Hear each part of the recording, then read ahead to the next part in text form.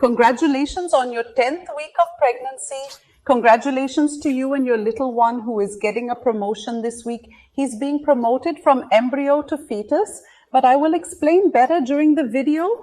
If you have the date of the last menstruation on January 1st, the 10th week equals the week of March 5th to March 11th. If you want to know what's going on with your body, how much is the average weight gain for single and twin pregnancies, feeding tips of what to do this week, and everything that's going on with your little baby, stay with me, I'll tell you.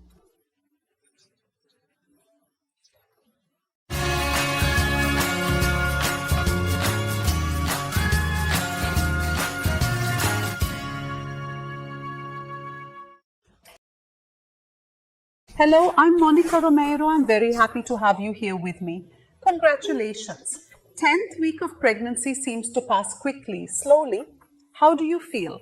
Tell me here. In addition to celebrating that your little one is being promoted from embryo to affection, you also have another celebration. Did you know that many of the women begin to feel now, in the 10th week, a decrease in nausea? Tell me if this will happen to you too. Most people end up having their nausea disappear by 12 weeks, but that's not the rule, okay? Many feel the difference from now on.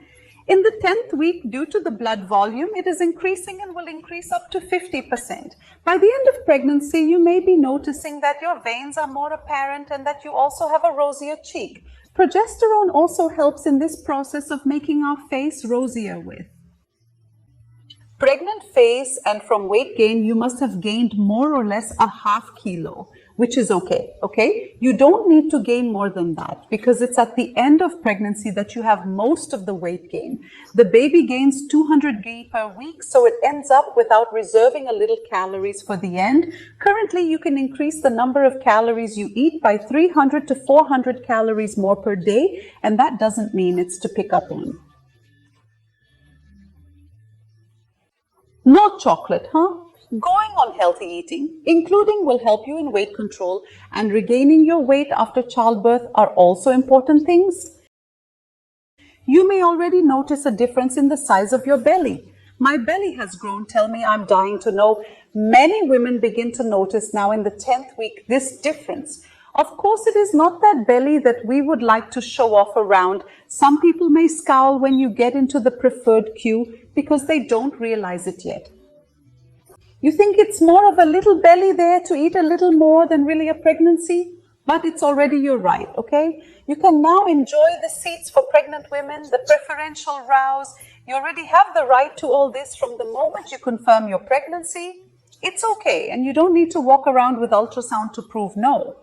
But if you have the SUS card that I left last week, I will even leave you the link. What is its importance? And why do you have to take out this card? You already have it. This is good for you too. And did you know that weight gain during pregnancy also varies according to the weight you were at when you got pregnant? That's true. If you became pregnant below your ideal weight, that is, you were very thin, the weight gain can hover around 10 to 18 kilos. If you get pregnant within the ideal weight, the gain can be between 8 and 10 kilos. Now, if you got pregnant a little overweight, then the gain ends up being smaller, okay? The greater this ideal weight difference to the weight you're at, the less you should gain weight. In fact, some pregnant women who are very overweight are advised not to give weight during pregnancy. So you have to talk to your obstetrician to understand what your case is. This applies to single gestation. And if it's Jamela, how does this weight gain happen during pregnancy? Jamela, we will increase this gain a little so it is below the ideal weight. It will gain around 18-22 kilos. Is within the ideal weight, you will gain between 14 and 18 kilos A. Now, if you're overweight, the average would be 12 to 14. Decreasing, this value is according to the distance you are from your ideal weight. So the higher your weight, the less you should gain weight, okay? But of course, your doctor will give you these guidelines, right? And don't think that all that weight, whether it's a single pregnancy or a twin pregnancy, is just going to the baby. This weight is more or less about 3 kilos to drink. When it's twinning a little less between them, they usually don't reach as much weight. You will have more or less 3 kilos and 200 of fat, 1.5 kilos of placenta and amniotic fluid, 1 kilos of breast that they will also become more swollen, 3 kilos and 200 just liquids, fluid retention and blood flow. And here's yours. Tummy, look how it's already starting to get a little rounder compared to there at the beginning of pregnancy. The less weight you were when you got pregnant, the easier it will be to identify that uterus. It's about the size of a small orange. Shall we fix your little baby? Look at your little baby here. Promoted from embryo to affection, he is already measuring at the beginning of this week about 2.8 centimeters, can reach 4 of 2. By the end of that week, they grew very, very fast. Their size would be more or less equivalent to a small strawberry. It's not very big. As you can see, when we are talking about 2.8, we are talking here that it would be a micro strawberry. But at the end of this week, it almost arrives there in the small strawberry. But you can discard his sheets, so you can't tell all this. And why did he get this promotion from embryo to affection? Because when it's an embryo, it's still forming its organs. Now their organs are formed and they need to mature, which also means that most congenital diseases, if they had any to happen, they have already happened. You are getting free from the risks of new diseases appearing with your little baby. And if your concern is these diseases, starting this week, you can do a hygienical test called NACI. I will leave it here linked for you, that in addition to finding out the sex of the baby, you also know risks for congenital diseases, genetic diseases, chromosomal diseases such as Down syndrome, fatal, among many others. I love this genomics exam, and it will also help you get rid of that fear of ultrasound, because by the time you get an ultrasound, you will already have much greater data on the risks for diseases. But the size of the baby, these things really have to be ultrasound. The test is born, it doesn't replace ultrasound, okay? And it's getting close to the time of. Your morphological of the first trimester, from next week you can already perform. You need to perform this exam. It is very important and will be measured in it as well. In addition to seeing little arms, little hands, affection of the baby that is increasingly formed, his eyes that are already going forward, his pupil that is now no longer transparent, little nose tip. The ear has a lot of things. You can even see little fingers. You can see a lot. On this ultrasound, he is. It takes longer. I will leave a link here for you on everything that is sought and an exam. Why does it have to be done in these weeks? It's because there's a test performed on him called Nuchal Translucency. What will this test do? It will measure whether there is an accumulation. Look over here, I'll leave it to you. A fluid on the back of the baby's neck, when there is a greater accumulation, it means that he has a greater risk for example, Down syndrome. They're also looking for a nasal bone, right? To see if you have a little bone, and it will show risk for some diseases. If you have already had the NACI, you already know whether there is a risk for these diseases or not. But in addition, ultrasound will look at the little heart, it will look at the kidney, it will look at the bones, it will look at the baby's limbs, it will look at the face. It still won't have that beautiful photo that we love from 3D or 4D ultrasound, but there's a lot of news. And remember that if you are doing all the exams by the SUs and you were not requested ultrasound of the first, the morphological of the first trimester is your right. You can open a complaint at the SUS Ombudsman's office. It can be online, or you can go to court, or even the lawyer in your city, and demand that this right is a pregnant woman's right. Is it okay to perform the morphological first trimester?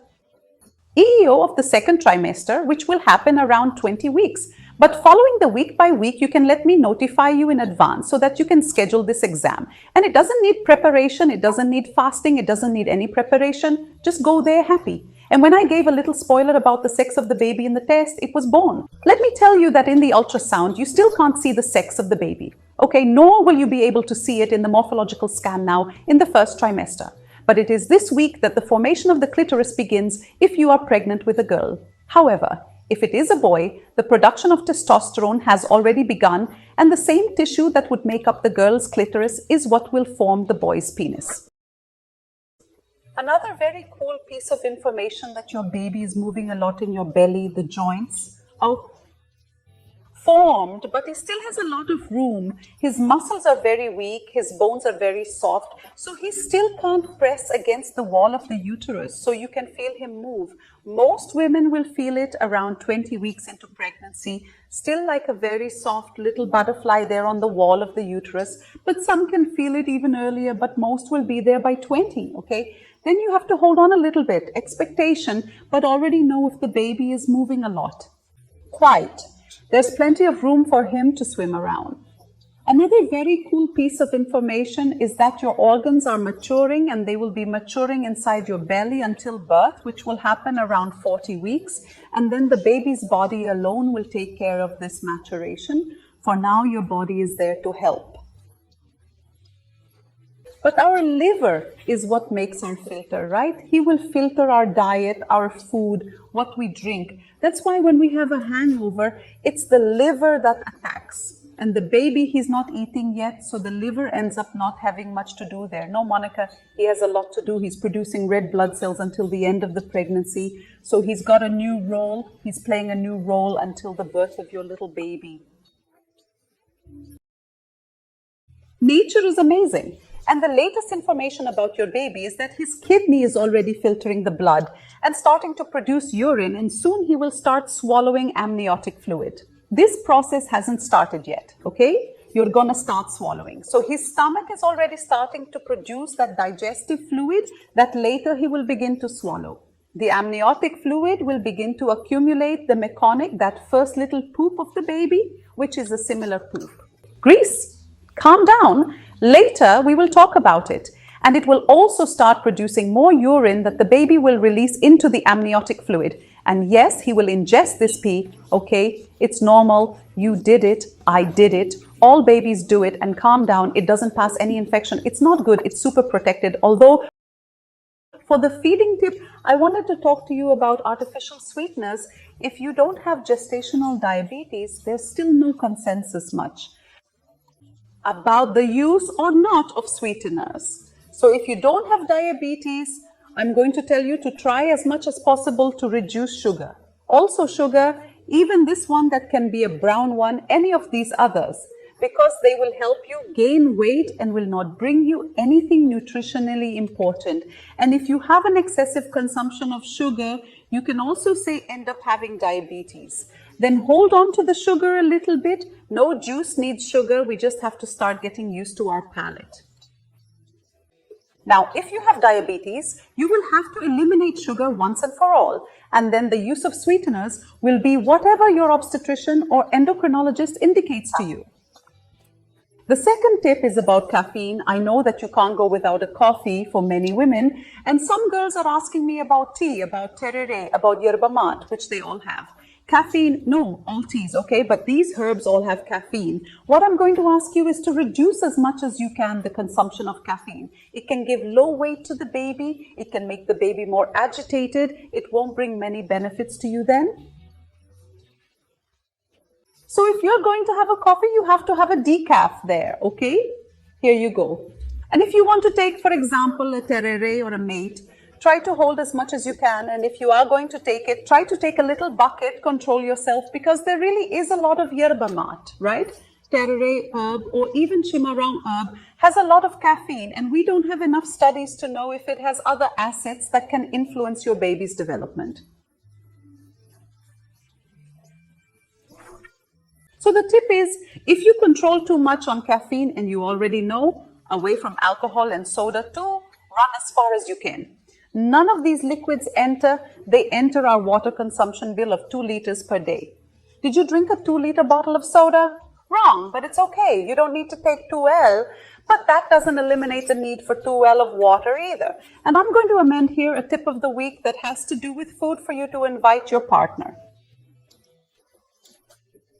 For your partner, the people who live with you, to improve the quality of the food that enters your home. I know I'm hitting this button every week, but it's very important to improve the quality of what you eat, because your child will learn too. Not only because what you eat he will swallow when he is swallowing there in the amniotic fluid, but he also learns much more by looking than by talking.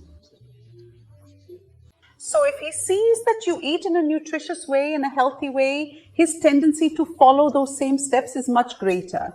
And since we're talking about tip of the week, my other tip is to remind you to take a picture of your belly with that same outfit in the same place for you to follow this belly development. My second tip is that now that your baby bump is growing, your center of balance will start to change, which means it could go up. Risks of falls. We begin to lose our balance more easily, and sometimes because we have been fasting for a long time or are very tired, we can also have more dizziness. So be careful when getting up. Start getting up more slowly, even when you're lying in bed in the morning or when you're sitting a little on the sofa or sitting a lot at your work. Start taking a little more care, okay? Pregnant women tend to fall more, both for dizziness and the pressure that can fall, as well as for the center of.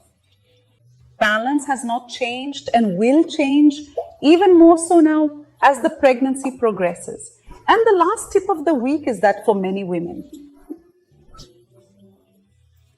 with the decrease in nausea that can happen this week, libido begins to return. If this is your case, you are willing, you are in the mood when it comes to making a surprise there for your husband to prepare a more romantic dinner now, invite him to lie down, invest a little more in your relationship, because if I start getting nauseous there, you can't think of dating. No, you can't. But if you're feeling good, maybe it's time now for you to resume.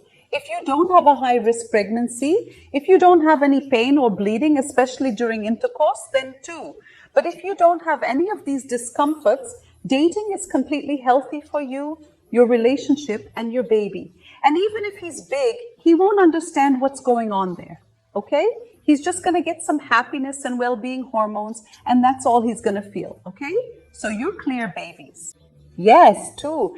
And you will take advantage of this moment feeling good and have even more, right? The couple's connection there is so worth it. I really hope you enjoyed these tips, this information. Tell me how you are feeling. Congratulations on the 10th week of pregnancy. Mark a little mommy to come to follow the pregnancy here in the Parents Almanac. Also, don't forget to leave a like for me. I'll see you in the next video.